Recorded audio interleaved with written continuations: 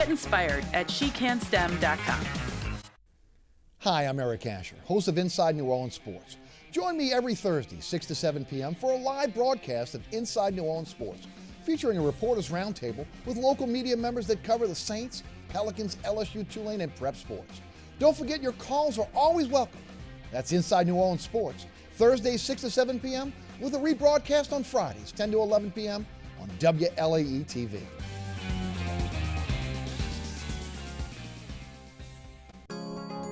You're watching WLAE, New Orleans Public Television.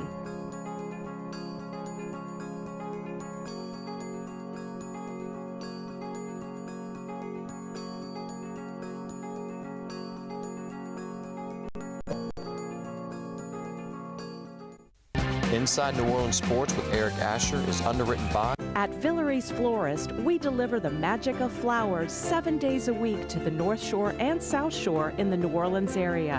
Whether it's for birthday parties, baby celebrations, Villeries provides colorful floral displays for all. With a store full of fresh-cut flowers, exotic tropical flowers, orchids, roses, and even fruit baskets, our goal is to make your vision a reality. Villeries Florist, proudly serving Louisiana since 1969. Dave Miette Insurance Agency. Auto, home, flood, business, 504-556-0809. Dave Miette, INSagency.com. CNC Drugs is a family-owned pharmacy that's been serving Southeast Louisiana for over 50 years. Whether you need help taking care of an elderly family member, a growing child, or even a pet, CNC provides patient-centered care for your entire family. CNC Drugs, large enough to serve you, small enough to know you. Locations in Mandeville and Araby.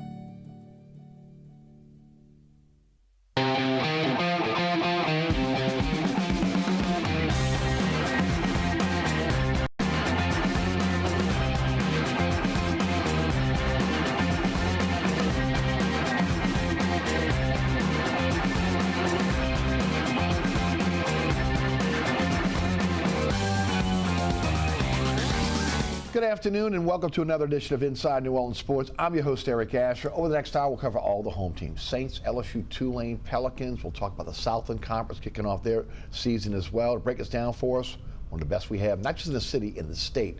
Jude Young of CrescentCitySports.com, 106.1 The Ticket. And of course, welcome to the show as always, my friend. That's great to be here, and new digs and new season right around the corner. Right. And wait till we get to the real digs, okay? This is just a temporary studio, so I can't wait for that to happen. That'll be happening soon. But one of the really good, first of all, we're glad to have Jude here today. And of course, Jude and I are colleagues at 106.1 The Ticket. Of course, Jude's a big part of what's going on at CrescentCitySports.com, one of the owners there. And man, with football season getting ready to start, there's a lot going on. First, let's talk about CrescentCitySports.com. What y'all have going on coming up again with the football season. Lay it out for us. Well, we always have a great deal of coverage, high school, college, and the pros. And on the high school level, we do a little extra. You always get a little lanyard from us. Right now, you're getting extensive high school team previews leading up to the start of the season. We'll have live video streams of games with sometimes simulcast on 106.1 The Ticket as well. Obviously, college and the pros, we cover what's going on with the Saints, LSU, Tulane, and everything in between. So we'll be awfully busy with that. And a big connection with Crescent City Sports is the Friday night show on 106.1 The Ticket. Ken Trahan's original prep football report. We'll have reporters all around the state, scores as they happen with analysis. It's a great night each and every Friday, and we'll be at Quarter View Restaurant. As far as the remote side goes, I'll host that with Les East. Different high school team with their coach, some players, oftentimes cheerleaders, maybe even the band. We never know. It's a fun night with great food, so check that out. Quarter View in Metairie. We'll be there from 6 o'clock all the way to 10 o'clock, and we'd love to have you. That's beautiful. And of course, when do the jamborees, when is high school starting up? Well, we've got a situation where you always know Labor Day coincides with the start of the regular season. So 2 weeks earlier, that means we're right on it. We're going to have your practices, your scrimmages, so to speak, your jamborees, which are half games the week before. So all that's coming. We'll have a little coverage of that as well before the regular season gets going. Right, great tie-in between Crescent City Sports and also 106.1 The Ticket. Talk a bit about, again, some of the great shows that are happening. First of all, there's a post-game show now after every Saints game on 106.1 The Ticket. Jude Young and also Ken Trahan hosting that. Jude, talk a bit about that Saints Hall of Fame postgame show. Right, we just launched that after the Cardinals game this past Saturday night. The Saints Hall of Fame partnering with The Ticket, so it's the Saints Hall of Fame postgame show. The first hour or less, depending on when the game ends, will be me taking your calls. We'd love to hear from you. And again, we'll give you your chance to have your say. You won't have as many commercials to deal with as maybe another option out there. And then the second hour, Ken Trahan will come in. Of course, he is the head of the Saints Hall of Fame, and he'll be joined by a Saints Hall of Famer, a local legend, and Tyrone Hughes. So they'll really break it down in the second hour and continue to take your calls. Remember that, 2 hours coming after every Saints game this season on 106.1 The Ticket. And I'm always involved with other shows, including every Tuesday night if you want to call in or hear my thoughts on the general sports world, part of our All Access Hour, right after this gentleman's show. Again, 6 o'clock on Tuesdays. Every single night after Eric's show for an hour, it's either Ken Trahan or I breaking it down, the local sports scene on All Access. And Ken will be on at Game in Kenner on Veterans every Monday, right? Right, and he'll have different analyst guests with him. He's got 2 this week, of course, former Saint, local legend in John Forcade, and his nephew, Chase Forcade, who had a great career at Rummel on the high school level and Nichols on the college level, played some pro ball too. So you get 2 different quarterbacks from 2 different generations perspective on what's going on with the Saints and others. That's this week at Game On Monday night at 6. And of course, this guy, again, always busy, also the voice of UNO basketball as well. So again, a lot going on, getting into the busy season now. And for you, I guess you don't take a breath until baseball, right? Yeah, and even then, who knows? You know, when you get the call and you're asked to do different things, I've even done public address announcing the past couple of seasons when they asked me over there. And I'm more than happy to do it and be involved in the sports scene. And obviously, since childhood, there's a connection for me with UNO, and it's been an honor for the last decade to be the voice of the basketball team. New era with Stacey Hollowell. Great guy. I love his coaching staff, and I think his team in year 1, having to sort of put it together late in the basketball offseason, so to speak, compared to what he would have wanted to do, is going to be a very competitive team that's going to surprise a lot of people in the South. Right, and I don't want to get too deep into this because we'll get into this more again when basketball season comes up. But again, NIL now available for UNO, right? And UNO is participating in that and fundraising and has its own collective. So that's just another step in the right direction. You're hearing a lot of less than positive headlines as UNO's dealing with lower enrollment. I think the president, Kathy Johnson, stepping in is showing great leadership, and I mean that. That's not pandering in a tough situation. And athletics is dealing with that crunch as well. But you've got a new coach who has a vision, who's going to have a style of play that I think people are going to like, and I think things are going to start moving up for here for the privateers. I certainly hope so. Of course, again, for those that love UNO and the school and of course the athletic program, you know, the deep cuts they're taking right now because of lack of enrollment, and maybe again the athletic budget cut 25% on one of the lowest budgets, not just in the country, but also in the Southland. Right, you have to make a sacrifice. Remember, athletics is the wing of the school, particularly when you're not talking about the big boys and the Power 4 conferences, that you're really offering an opportunity to add extra students and to market your school to give the complete college experience. And Dr. Johnson has said how much she values athletics at a Division I level. So coming into a tough situation, she understands that athletics is part of the vision. It's just up to the school to find ways to get locals and beyond to come to the University of New Orleans at a time in athletics that it's a challenge enough. But for academia right now, it's a challenge. It's a real battle to find students, and unfortunately, I think you're going to see more and more schools have to shut down because I think post-COVID, the idea of you can take classes online and sometimes you're just a little oversaturated with options, supply versus demand, that's outside of athletics, and that's something that athletics still has to deal with when it hits home. Yeah, no doubt. Again, we're wishing the best for UNO in this upcoming season, and not just that, again, also, again, dealing with the financial issues they're dealing with as well. All right, let's start off. Let's talk some Saints. 16-14 over the Cardinals in their first preseason game. Normally, again, you say, man, the Saints won a preseason game. They got out of the box again with a win, but I don't know how. I would say Saints fans are a little bit restless right now after watching Game 1. Give me your thoughts on what you saw Game 1 against the Cardinals. Well, we have to have the preface right. It's just one preseason game. Yes. It's just an additional practice. They're not game planning. Every team's taking each individual week, individual day, and even those exhibition games differently. So calm down a little bit, but at the same time, I don't think anything we saw on the field would allay the concerns that make you wonder if the Saints have problems, they're going to completely derail the season. Starting with the offensive line, we saw Arizona not particularly concerned about early in the game getting their starters work, so essentially they didn't, and that made it a little more concerning what we saw from the starting offensive line. Outside of Talifua, who I think played very well, I do. And the ratings for third parties that do that sort of thing agree, but you're more concerned about everything else, starting with the fact that you don't really have a starting right tackle, somebody that you consider league caliber. It doesn't appear on the roster at this point, because I just don't see how they can possibly go into the season with Trevor Penning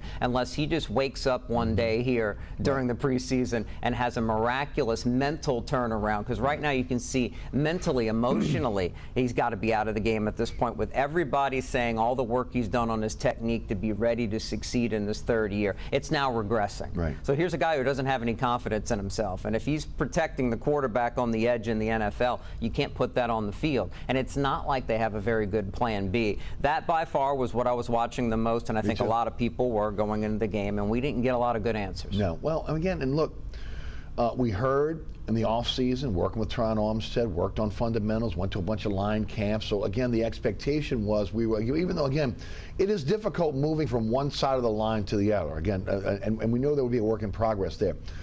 But I think the frustrating thing for me as I watched the game was, again, the lack of fundamentals, the lack of balance, just things that, again, that it's like elementary 101 on what you have to do to be an offensive lineman, right, much less an offensive lineman in the NFL. First and foremost, you have to be able to engage and control whoever you have to block. And sometimes you have to deal with twists and combos and late blitzers. No matter who that is, when it's your assignment, you've got to be able to engage and take control of that situation. You're usually the bigger man, almost always, particularly a guy like Penning. He certainly is. And yet what we see with him doing is struggling with footwork. It's choppy. We don't see that dancing bear look, which you saw right away with a guy like Fuaga. Exactly. He's a natural big man on his feet who's comfortable, and you're not worried about the basics of his technique. You see Penning late with his hands, late with his feet, late with his kickouts, all these things that tell you that he's thinking rather than reacting, and that's the biggest problem you can tell for him right now, because that's when everything else breaks down. If you're late reacting to the first move of somebody you have to block, it's natural that suddenly the panic sets in and boom, there goes your technique. That is the most layman's terms, and that's really what level we're on looking at it, that we can describe it. And it's such a huge concern at this point, because you want to see somebody getting better through camp. Instead, he's going the other way. Yep. And then there's the other part of this again with Ruiz next to him. You know, Ruiz is another guy that again had to switch positions and just really getting into his position now after a few years there. If you're asking him to be able to again do his job and at the same time help Penning, that's a disaster waiting to happen. Right, and then the bigger picture on the interior of the line, yes, that's where two of your three returning starters are, along with Eric McCoy at center. You brought in some veteran free agents, and because Nick Saldiveri is now going to miss the entire preseason, that was the young guy in year two you were hoping to step up. Now you're falling back on others, and Lucas Patrick started at left guard. He's the favorite. He started for two NFC North teams, but his best position is center. A lot of people think Ruiz's best position is the one he played in college, center. So you got three centers in the middle of your offensive line, and that's not necessarily a good thing if they're not the types that are well-rounded guards. We wonder that about Ruiz. Patrick would be a utility sixth guy at best who plays the interior. He's going to have to start. So it's all starting to add up here. You can get by, though, with those guys because they're experienced NFL players, and you can be decent, which is right now all you're hoping for. But again, going back to right tackle, you don't have decent, I don't think, at this point. Ali Udoh a free agent who might have to kick out there when it's all said and done. Although I thought it was notable that Landon Young, this former 6th-round pick that's been with the Saints now a few years, he was a starting tackle in the SEC at Kentucky. Maybe he can handle that spot. If they felt that way, though, I think he would have been given more opportunities by now. The Ryan Ramczyk loss exacerbated by draft picks that haven't worked out in the last few years. And that's been the problem with the Saints. Again, when you're in a situation where you go for a Super Bowl like they did, they basically deferred cap money into the future. You have to hit on your draft picks. Exactly. You have to, and especially your 1st and 2nd round picks. You have to hit on those picks. And you know, if they had and they drafted average to above average players across the board, and Penning were just decent. Let's say he still washes out at left tackle, but he's a solid enough right tackle. Right. If Ruiz were, even though they did sign him to another contract, look, if he were just a little better, if some of that would have worked out for the offensive line alone, we'd have a much better outlook. Although I think when you compare the defense and its strengths and overall talent to the offense, this is a unit that's lacking in other areas compared to its competition as well, which makes the whole situation worse. If you're having trouble up front, you can scheme around that to some extent, but just how good is the rest of this offense? We're trying to figure it out. Well, I mean, how good can the offense be if ultimately, again, the offensive line is not protecting the quarterback or opening up lanes for the running back? Exactly. I mean, that's the key. That, to me, again, I've said since day one, the key to the season is the ability to be able, for the offensive line, to be able to, again, to run the football and protect Carr, because you have to protect Carr. He needs almost a perfect pocket to be effective. But the other one is stopping the run on the defensive side of the ball. That's still a little bit of a question mark, but offensive line, that is a huge question mark for this team. The question I have for you is, do they go outside the building to solve that issue? I think they have to. I really do. I don't think there's much of a choice. You've got to get a veteran option in here if you can, if someone will sign with you to fix that problem. I know on defense they brought in Justin Simmons. I think there's one starting spot they're not satisfied with, and that's safety next to Tyrann Mathieu. They would like to upgrade there from outside of the organization if they can. They may not be able to. So Jordan Howden, who was a 5th-round pick last year, he might have to be the guy, but he's not going to make a difference there. They're worried about him being a little less than that at this point. But on the offensive line, there are tackles, experienced tackles who started at left tackle in particular last year. But again, if you can start on the left, you can start on the right. You've got some people that you can think about out there. Donovan Smith, who helped the Chiefs win the Super Bowl last year, is one. Charles Leno, who was with the Commanders, is another that comes to mind. DJ Humphries, longtime left tackle for the Cardinals, is available because he was injured at the very end of last season,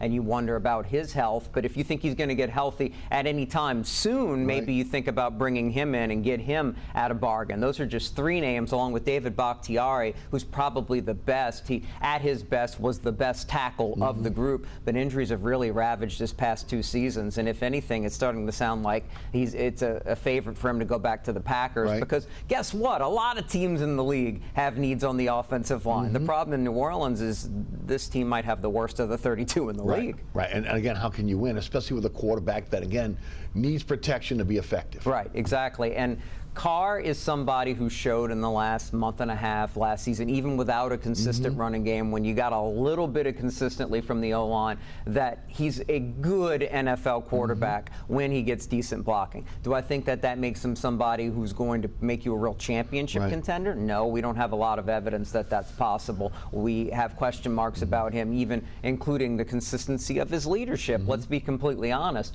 But he's not going to get a fair shake, it doesn't look like at this point anyway. He's not the type of quarterback that's going to elevate a team beyond what it is, and he's not going to elevate an offensive line because he's not a truly mobile guy beyond what it is right now, which is below par.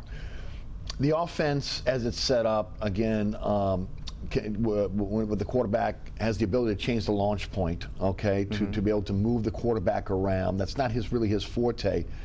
Can they mask the deficiencies on the offensive line by moving that quarterback? They're going to have to move the quarterback, and they're going to do something that we're not going to see a lot of, if any, in the preseason, because they're going to keep that for when the real bullets fly. They're going to move pre-snap a lot. They're going to shift. They're going to put guys in motion. They're going to do what offenses like the San Francisco 49ers, where new offensive coordinator Clint Kubiak worked most recently, where they've had a great deal of success. And they've had different quarterbacks succeed in that system. I don't think we'd call Jimmy Jimmy Garoppolo when he was healthy, a mobile quarterback or terribly mobile. Sure. But he had success because the quarterback can be moved around in ways just to keep the defense off balance, so you're not an obvious sitting duck like we saw in recent years with the Pete Carmichael offense.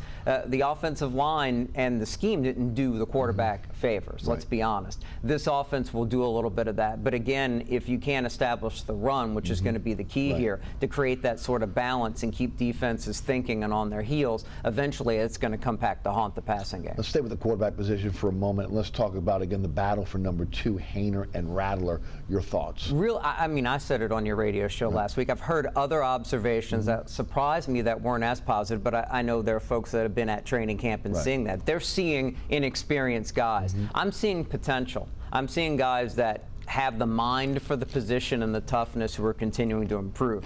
Haener is not the athlete that Rattler is, so that's why Rattler has folks excited. You want that athletic option. You might need that athletic option. And you might need it for sure, including this season. Haener might be, though, by opening day, the better choice if you had to play one of the 2 backups on opening day. So it's going to be a tough choice for the coaching staff to figure out. I think they know, like we know, that Rattler has the higher upside and that mobility might be necessary if you have to play a quarterback long term. But Haener, dealing with the issue with the cancerous area on the face and having the surgery, that hasn't kept him from grinding. He missed a little bit of time and he's out there playing well. And very quietly, everybody was raving about Rattler's first drive and last drive in the second half of the preseason game.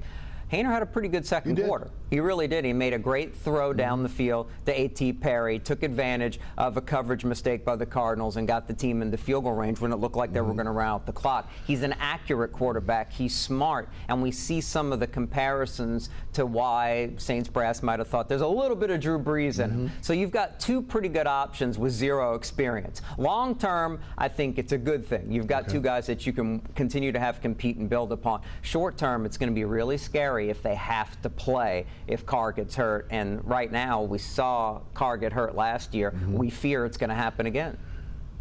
Going without, again, an experienced backup is, again, a real roll of the dice, right? But is this, in your opinion, a byproduct of the cap, or, again, trying to get younger at the position, understanding that you need more mobility, again, in today's game? What are your thoughts? Well, we don't have moles in the organization like certain people to know for sure. So we're just guessing at this point. But let's think about it logically from the idea, and I used this on All Access this week, the idea of if you think eventually the bottom's going to fall out, you're fighting for a soft landing where you continue to stay competitive. You hope you draft well enough. You're able to turn over the roster. There's a bit of drop off right now, but you can contend again. Let's say if Spencer Rattler, a young quarterback you draft, winds up being special, better than expected. But the fear is a hard landing. And right now, this season has a chance for a hard landing, a bad record. Not 7-10 bad, but far worse, especially at this point if Carr gets hurt. And if you're thinking, well, we have these questions where the offense just might be bad. We're hoping for better, but it might be bad. Might not be the worst thing in the world as an organization if that happens, that you have that hard landing and you start over. And that may be, even though maybe not comfortable for Dennis Allen as a head coach and his assistants, it might be better for the organization to say, well, if it works out, Carr will stay healthy, he'll play well enough, and we'll compete for the NFC South. If we don't, then maybe the hard landing's that thing that fans, I think, would accept at this point, understand it's part of the game, maybe even it's needed for the New Orleans Saints to reboot and rebuild a little bit here. So you go with the young quarterbacks that you get a feel for their future, and even though you'll take the lump short term, maybe falling back a little bit, getting a better draft pick in the first round where you might need to draft another offensive lineman. You want to get the best one you can and avoid the bust if you can. Things like that may not be the worst thing. That's just how I think when you're thinking macro and big picture. If you're in the front office right now and for the past few months, maybe that was part of the thinking. If it all falls apart, well, if we like these 2 young quarterbacks, we're better off if they get experience while it's falling apart. Even though it'll be tough on them, they might grow up faster. The issue with the hard landing is, again, for fans out there, for those that are watching, do they have the confidence in this front office to get it right? Do they have the confidence in the coaching staff, if they retain that coaching staff, to get this team to the next level? Well, you know how this works as far as fans go, and if you're an organization worried about ticket sales. Right, and the demand isn't what it used to be. No, you should We're not going to go into that, but the point is, Fans don't want to see just a middling product in the NFL. It's a league built on parity. This particular fan base got to experience a decade and a half of pretty much consistent winning at a really high level. So they know what that looks like, and they don't want to slide back to mediocrity. And they're not going to be excited about it. It's human nature. At the same time, once you do hit that, we'll call it hard landing again, what happens?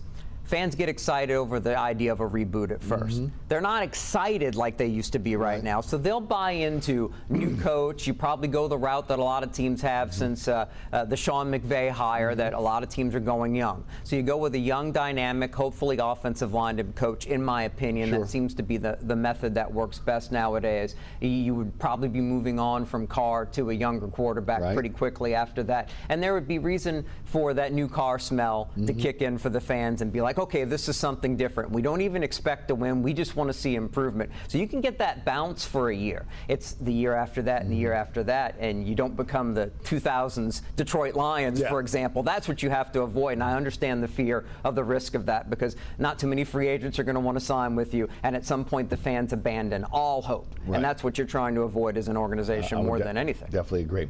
We're going to take a break here. We come back, we'll talk about the defense, because that's the positive of this team so far, and if this team is going to win this season, it will be on the back of the defense. You're watching Inside New Orleans Sports. I'm your host, Eric Asher. Jude Young of CrescentCitySports.com. All access on 106.1 The Ticket, and also the voice of UNO basketball is our guest. We'll be right back.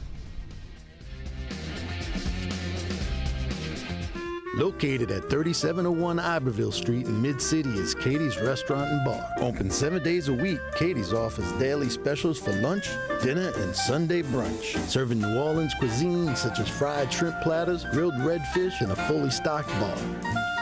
And don't forget about our expanded event seating and local entertainment. Featured on the Best of Food Network's diners, drive-ins, and dives, Katie's Restaurant and Bar.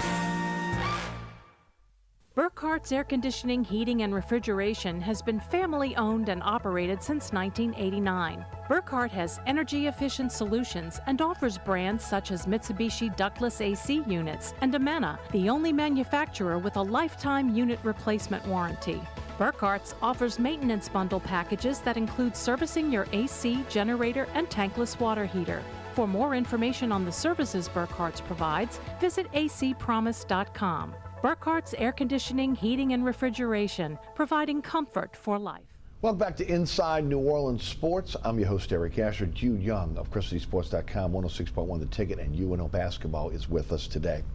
Let's talk defense, because that is, right now, seems to be, if you can hang your hat on anything for this team, if they have a chance to be able to have a winning season this year, it's going to be on the back of the defense.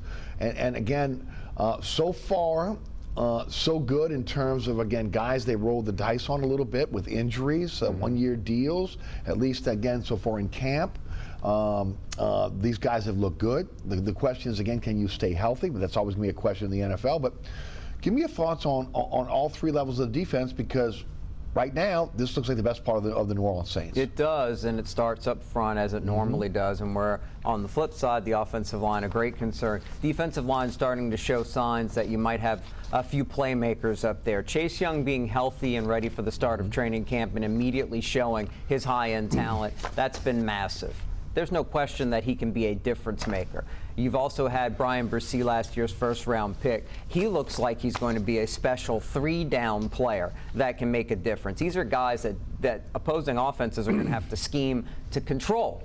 That's how good they potentially can be. And I think you've got steady Eddie sort of veterans like Carl Granderson. I don't think he's necessarily done improving. He's been a solid right defensive end. I think that'll continue. Cam Jordan, because you have these options on the edge, can move inside more, which I think benefits him even greater at this point in his career, being in his mid-30s. And I want to throw Peyton Turner out there. It seems like we've forgotten that the very little bit of time he's been healthy, he's always flashed. And he's doing it again here in camp, a little bit in the preseason game. And he's another type of player, because they draft these guys 6'4", 6'5", 270 to 280 that have inside-outside versatility. This so-called NASCAR package they want to use in obvious passing situations, they're going to have a lot of different options to line up to attack the quarterback where they don't have to blitz potentially. That can get them off the field on third down. So that's as encouraging as anything, because we know the strength is in the secondary. By far the best place they've drafted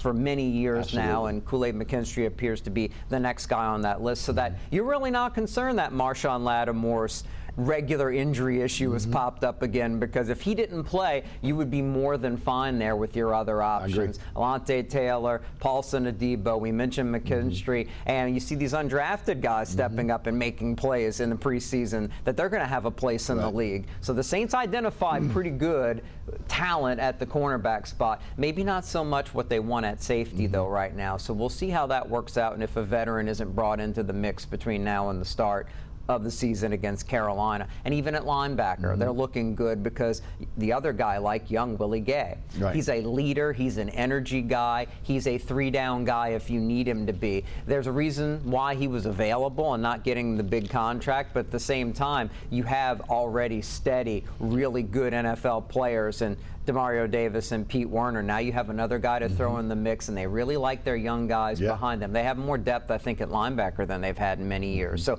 a lot to like about the defense. Negatives, as mentioned, maybe not a dynamic team at safety with an aging Matthew and the other options they have there. And I think at defensive tackle outside of Brissy, you've got journeyman or less. You would like to have maybe one more player that you would consider a truly plus starter. I don't think they have that, but they can rotate enough depth there so that if you've got help, you've got guys coming off the edge that make plays, you've got those guys able to then move inside in passing situations and make plays, they're going to be pretty good up front. Do you think they have the ability to stop the run? Because again, if they can stop the run, then they're going to let loose on these defensive ends, the ability to rush the passer. Again, we know Dennis Allen, again, is a gifted defensive coordinator in terms of setting up blitzes from all over the field. But the key is stopping the run. You know, what's going to hurt this team is figuring out a little bit. Again, you're not going to get enough reps because you lost the practices with the 49ers this week. They're apparently the most banged up team in training camp in the league. So what are you going to see from them in a preseason game? And then you have only one left after that against Tennessee. We saw backups from from the Cardinals on both sides of the ball. So you didn't necessarily get to see how you're going to match up against James Conner with a mobile quarterback. Like, even for a couple of series, that would have helped a little bit with analysis.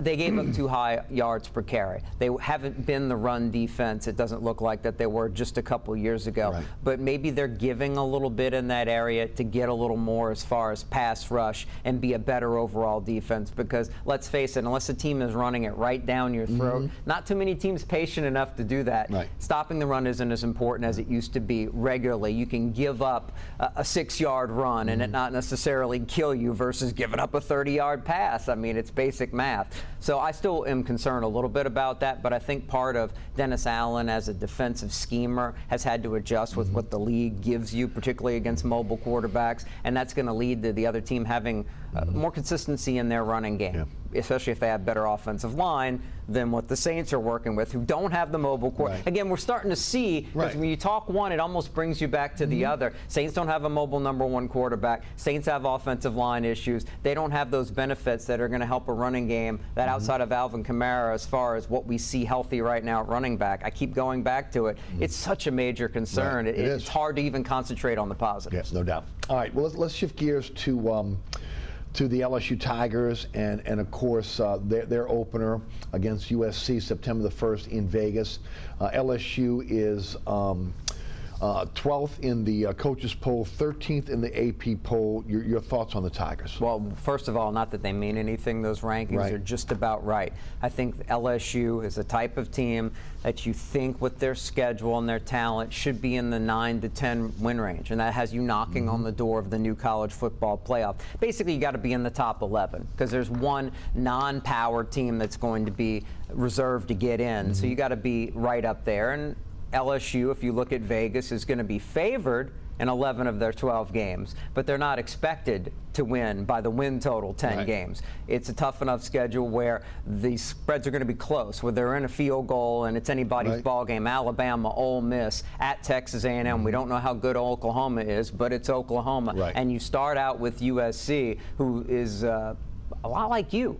They think they're going to be, even with a new quarterback, they're going to be an explosive offensive football team. But there are huge questions about their rebuilt defense. So it might be who gets one key stop in that game that gets you a win there, that for both of those programs thinking about getting into the college football playoff, that's why week 1's going to be so crucial for each of them. And Blake Baker, the new defensive coordinator who's been in the program before, speaking about still some inconsistencies, but he's liking what he sees in all 3 levels of the defense. And I don't think there's any doubt that they're going to be better defensively, because I don't think they're going to blow assignments so poorly. Yes. That was the thing that stood out more than anything else. Guys just running wide open, coverage busts on all levels. Yes. I think that's going to be essentially wiped out pretty quickly by the changes in the coaching staff, not just the coordinator, but the assistants there, and Corey Raymond being a really sharp guy with skins on the wall, helping in the secondary. He's more than just a recruiter. I think that's going to help them, but it needs to, because it's hard to expect the offense to be as explosive.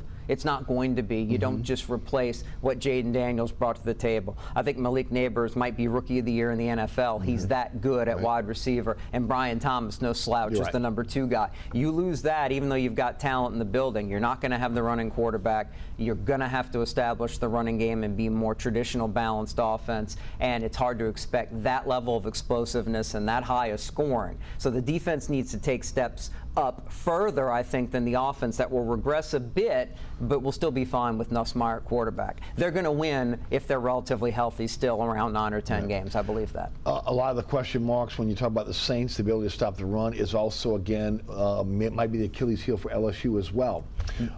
Again, the defensive tackle position, they look at it pretty good on the ends. Defensive tackle position, maybe a little bit of a question mark. Your thoughts on the interior of the defensive line? Yeah, in a lot of ways, they remind you of the Saints line, because it's the interior where it doesn't have enough talent. Recruiting is lining up to fix that rapidly. Agreed. But for this year, a guy that was basically a rotational player on the interior with Wisconsin, Gio Paez, looks like he's going to be a starter. I don't know if that's necessarily an exciting thing, but you just want to look for guys that can put in a good shift, let's call it that, and can hold their own and be physical and not get blown off the ball up front. Not good news necessarily to see an injury to Guillory, who got banged up this week, and you can't afford to have him as a returnee who's good enough to be a guy who plays a lot of snaps. He's got to be in the rotation. He's got to be in the rotation without a doubt. After that, more and more inexperience and question marks, and not proven, although a lot of raw talent as far as their options off the edge. I mean, a lot of times, even though they're a 3-4 base, it's a 4-man front, and we'll see how good they're going to be at creating pressure without having to blitz. In college, if you can't create enough pressure up front and you have to blitz, you are putting yourself in danger of giving up the big play. And I know LSU wants to avoid that with the level of talent overall in their defense. It's not going to be too often this defense is going to be able to dictate terms. So they're going to try not to make mistakes, make offenses earn their way down the field, avoid the explosive play. And you can't do that as successfully if you don't get pressure on the quarterback up front. Because of maybe lack of talent, attrition, we saw a lot of young players playing in that secondary last year. Stamps, the kid from Rummel, is one of them, expected to be a starter there. Will they be better in the secondary at cornerback? They look like they're going to be pretty good at safety, but at corner. Well, they have the experience at safety, and I think having Major Burns come back is good, even though folks may not think he's a dynamic player. He's got so much experience at a high level that he gives you a guy back there who's going to quarterback that back end of the defense.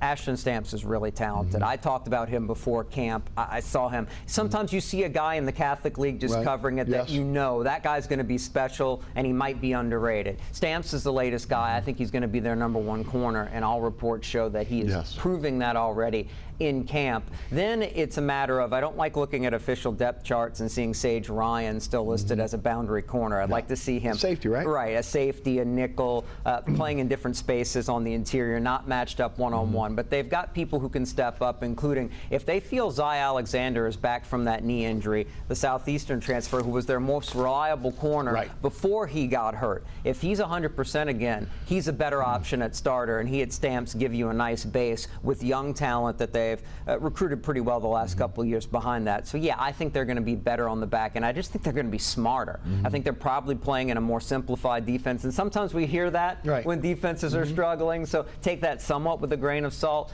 But there's a lot of confidence that Baker, who did a great job at Missouri, is going to have a defense that's not going to beat itself. He's going to make you make plays against his players and not his players giving you space to do whatever you want, like we saw last year. Is this team a team that can compete for the college football playoff? Yeah, they are. They're fortunate enough that, particularly if they get the win in Vegas and they are able to knock off the Trojans, you look at the rest of the home schedule, UCLA is going to be bad, so you're probably going to get your revenge from a couple of years ago. Then in the league, except for at A&M, your toughest opponents are at home. I'm not saying a place like South Carolina is going to be an easy place to play, but you'd rather have to play South Carolina on the road and Ole Miss this year at home or Oklahoma at home than the opposite. And the toughest road game does look like Texas A&M, but if LSU's relatively healthy, they're going to have a chance to go in and win every game. There's not one team on the schedule. And I'd say maybe the most formidable, even though Alabama's getting a lot of respect post Nick Saban, and they've got some returning talent that you have to feel like can keep them contending. It's Ole Miss that had such a great offseason. Jackson Dart coming back at quarterback. That game may be the one that tells you, if LSU's going to make the playoff, I don't know how the other games are going to go. I think they got to beat Ole Miss at home. So that's the one I'm sure that they're pointing to. And Ole Miss, with their schedule, that's probably the biggest game for the Rebels. So that's going to be a monster matchup between those two rivals. LSU opens up against USC September the 1st in Las Vegas. That'll be a nationally televised game. Tulane opens up against Southeastern August the 29th at Tulane. New coach with Coach Summerall. And expectations are high for the Wave. Some believe, again, they may qualify for the college football playoff, even though, again, the voters didn't seem to think much of Tulane going with the preseason polls, but they are what they are. Right. Your thoughts on the Wave? Well, it's not a surprise when you look at what somebody voting on a national picture is going to see. You lost a 4-year starting quarterback. You lost a head coach that built the program essentially from scratch, even though there's a lot of talent in the building.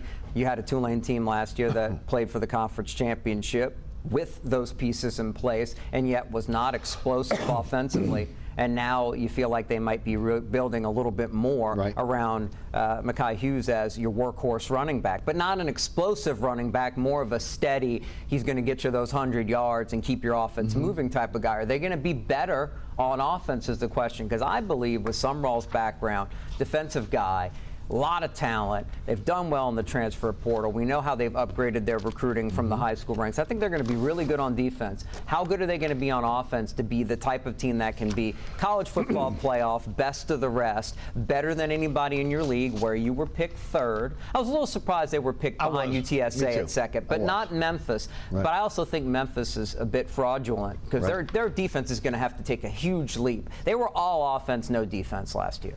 And I know Seth Hennigan's a really good quarterback. They're explosive throwing and running the football. But come on. I think Tulane, if they get quarterback play, has every ability to win that league again. I think they have a roster that if the quarterback plays good enough, that they're going to be better than both the Roadrunners and the Tigers. Yeah, I agree with you. Let's talk about the quarterback position because, again, everything we heard was it was going to be Kai Horton or Ty Thompson vying for the starting job. All of a sudden, again, freshman Darian Mensah has jumped back into the mix based on what he did in the first scrimmage. There is a second scrimmage, again, as we're taping the show on Wednesday. It will be on Thursday for Tulane. It'll be Thursday night at 6 o'clock. Your thoughts on a three-headed quarterback situation? Do you think Mensah will be part of this, or do you think ultimately it'll be either Thompson or Horton? We were hearing some things about Mensah that made you think he might have been the best of both worlds without the experience back in the spring. Right. So if he winds up being the guy, it would be bold by Summerall because at least Horton has played. Right. And, he's had success from the very moment he was thrown into the fire. People remember a couple of years ago at Houston getting them a win on the road in overtime that told you he's got some poise. He's played against the Ole Miss types in a big game. But they need him to continue to improve with his accuracy and his decision making. At the same time, they brought a guy in from Oregon with that kind of talent without a lot of playing time for a reason. They hope Thompson can at least be a running threat that they can implement if he's not the full-time reliable starter. But Mensah's mobile. Right. And they're excited about the way he throws the football. You don't like having 3 options and no clarity as far as who's it going to be. When your coach says you got the it factor, yeah, at least you got to pay attention. Because that's telling you that there's excitement about the guy, and that's also telling the other 2 guys, you're running out of time, Thompson. You're running out of time, Horton. I might just go with the 3rd guy and give him a chance to sink or swim. So hopefully that's motivating these guys, and they're moving in the right direction to find out some sort of combination. I think we're going to see more than one Tulane quarterback this year. That's a pretty safe bet outside of just garbage time, because at this point, I would guess that Horton and Thompson play and different packages are put in for their strengths, and they'll let it shake out from there with Mensah lurking. Right. And again, I think he's legitimately gaining ground. I don't think these whispers are just motivation for the top 2 guys. Keys to Tulane winning the American Athletic Conference and getting into a college football playoff. It's that consistency on offense. It seems like they've rebuilt their offensive line really well.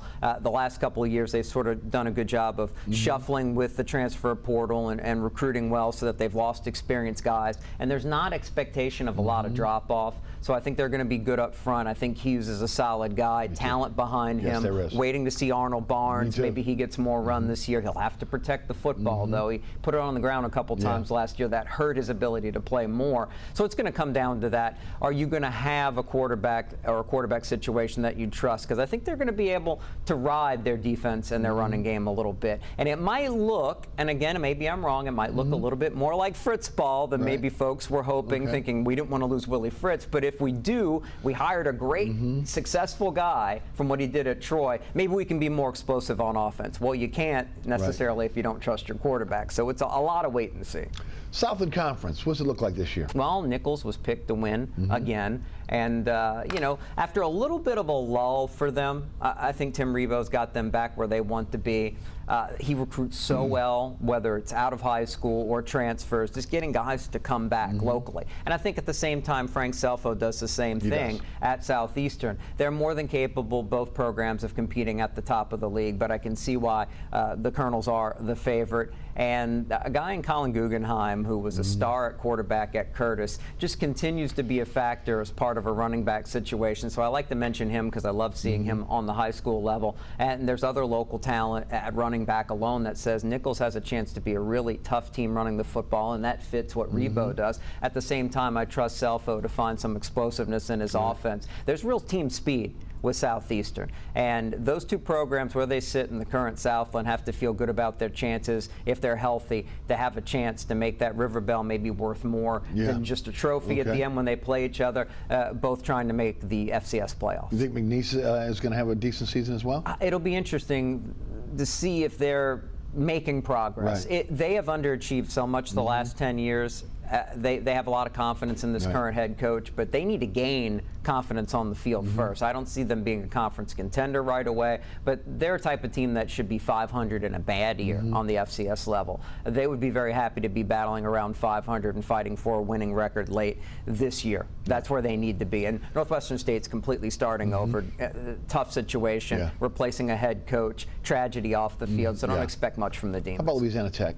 Louisiana Tech, I'm worried about them. I feel like that's a program that's backsliding, and I just don't know if the leadership there is going to be able to get the job done. Conference USA, I think, is pretty wide open, but they didn't have an identity last year. They were supposed to be a team that was going to sling the ball around and be successful doing it. They really weren't. I think the pressure's on, or they might be flipping program leaders again in another year. I'd be surprised if they're contending at the top of the conference. They might be going in the wrong direction. I could be wrong. Let's shift gears to basketball and the New Orleans Pelicans. Again, they'll be starting their camp in October, or early October, late September. They'll be up in Memphis Nashville for that. At Belmont College. They announced again the opening, the NBA Cup, and of course that tournament. The Pels are in West Group C with Denver, Dallas, Golden State, and Memphis. Question mark on this team to me is the center position, and then what happens ultimately with Brandon Ingram. They brought in Tice, who is a journeyman backup in the NBA. Had a really good Olympic experience over in Paris. Misi looks like a guy that's going to end up in Birmingham. Makovich, again, has really no NBA experience. It seems to me they got a lot of power forwards playing center position for them. Maybe that's the way Willie Green wants to go. First of all, what are your thoughts on the 5? And again, can they get away this season without having a legitimate center? Well, that's something that right now a lot of people doubt, but it's going to come down to not so much what they have at center. I think they'll piece together something decent. They're not going to match up terribly well against the elite centers in the league, but how many of those guys are there, and how many teams, even with maybe better or more proven talent, can even match up against the best of the best, starting with your Jokers, your Embiids? What are we even calling Wemby at this point? I mean, generational player, but he's 7'4", so he's a big man. You're not going to match up with those guys very well necessarily anyway. So it's more, this is the hand Willie Green's been dealt by the situation that the Pelicans faced, where they couldn't upgrade the big man spot while letting a guy like Valanciunas go. So they're going to have to be good at playing small.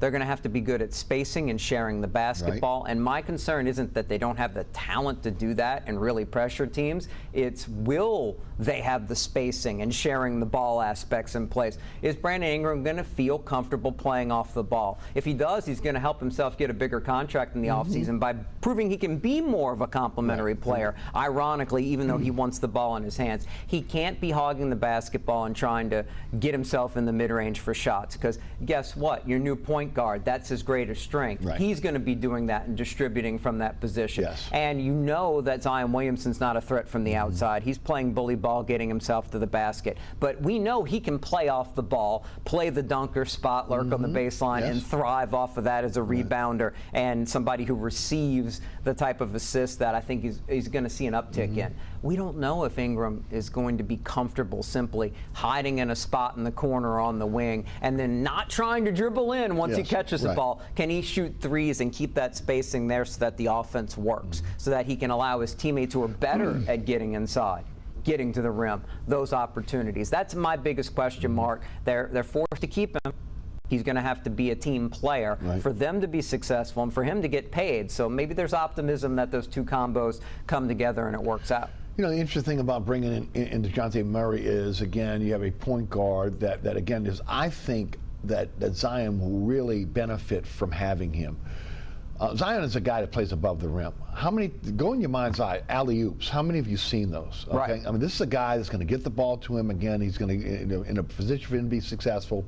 I do agree with you. Ingram is going to have to change his game some in order to be able to coexist with this team. The question is, again, will he be here for the year? Or is it going to be a situation where they trade him?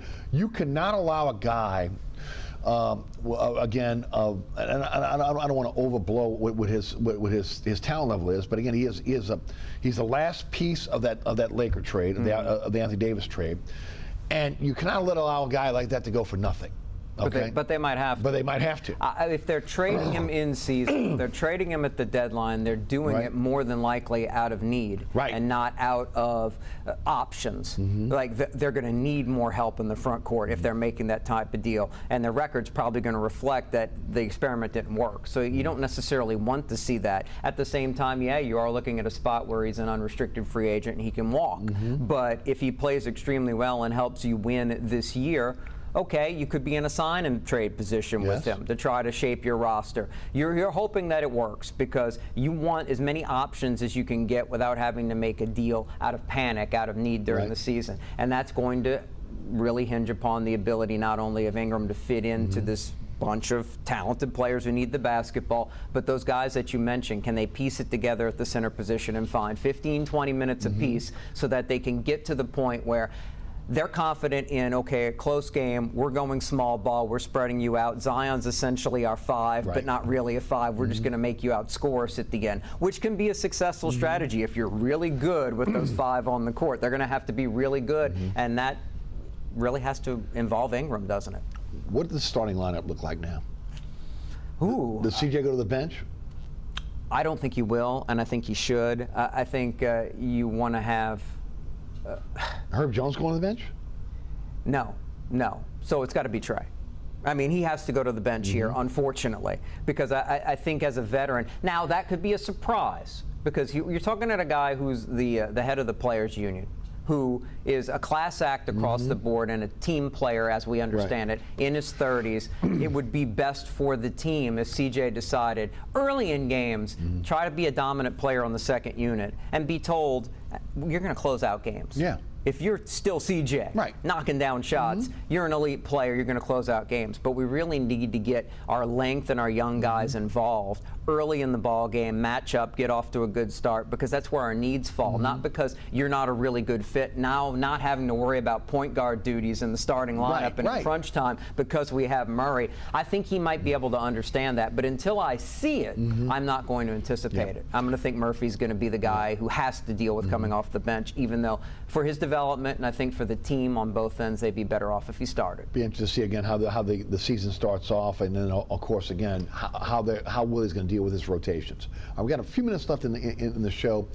Again, CrestCitySports.com, again leading the metro area in terms of again their coverage of high school sports. Talk about high school football. You know, this season is just another year where you deal with, after every 2 years, you have reclassification. So that makes some changes in teams playing on different levels, so that give you different storylines and different matchups, and that also has some effect on those division brackets which determine the postseason.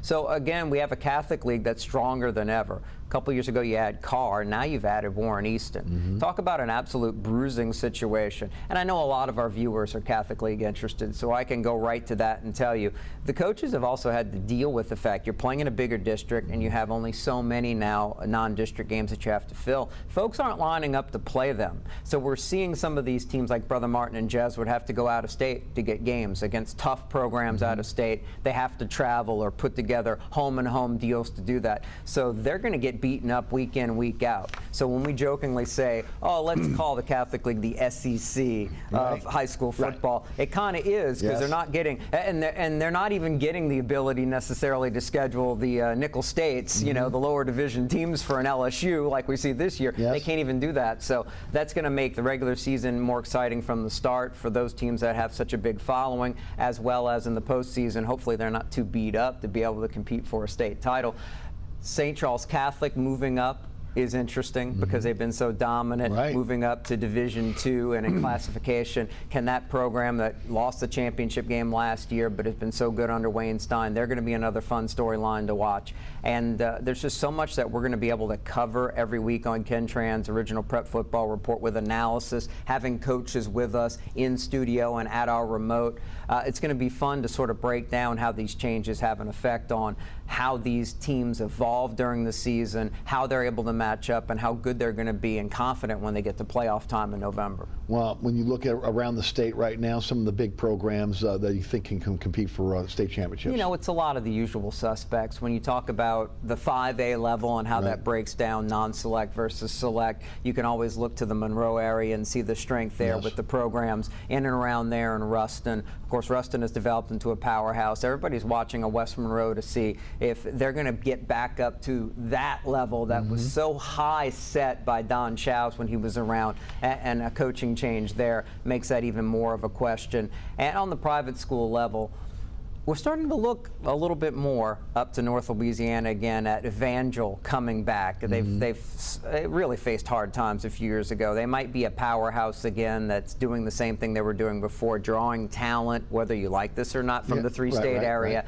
and being able to put an explosive offense on the field. And the team and the program, although not the school that spawned from that, Calvary Baptist, has been good, and they seem to churn out those explosive offenses as well. So a lot of the same names that you watch. We'll see if any other big-time programs come on the scene. By the way, Acadiana area, those public schools in football are going to be really good, but it looks like Lafayette Christian may be taking a step back as they're falling back as well from competing at the 4A level. Maybe we won't hear their name in that mix as much as those other schools, along with St. Thomas More and Turlings, that have always been Catholic powerhouses.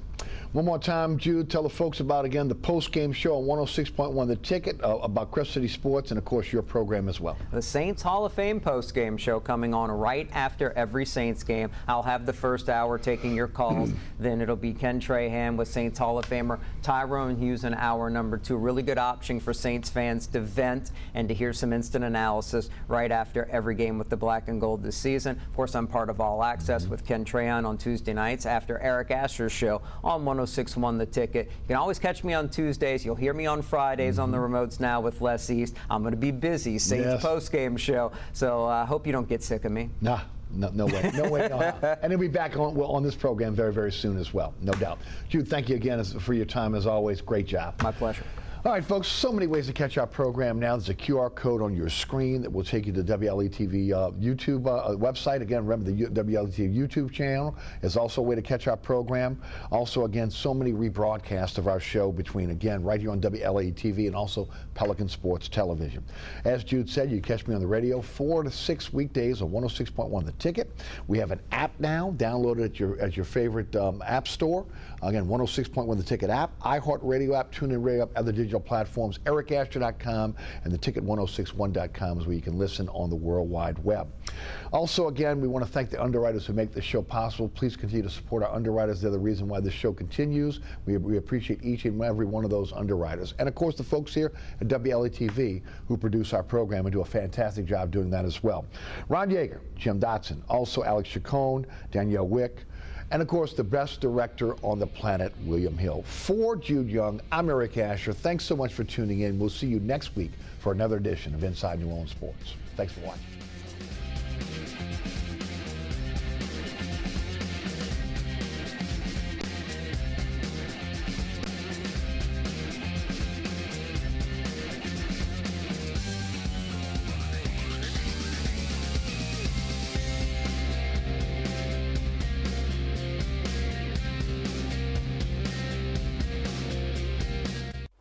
Engineer John Tribe, who was stationed on crew the night of the Apollo 1 accident, recalls the moments that followed. That night of the fire, we were bussed out to Pad 34 for depositions, and we were there till like 2:30 in the morning. We were sent home then and said, get back in at 6:30. But we came in the next day, and of course the first order of business is listen to those tapes over and over and over again. Try and figure out, what was happening, what they were doing. One of the things that I still remember was walking across between the high bay and the low bay, and you could look out the side windows at the astronauts' cars parked right below. They had red, white, and blue Corvettes, and I looked down at those, and they stayed there for more than a week. Almost like that was reminding you every day, but that they're not going to be driving those cars again.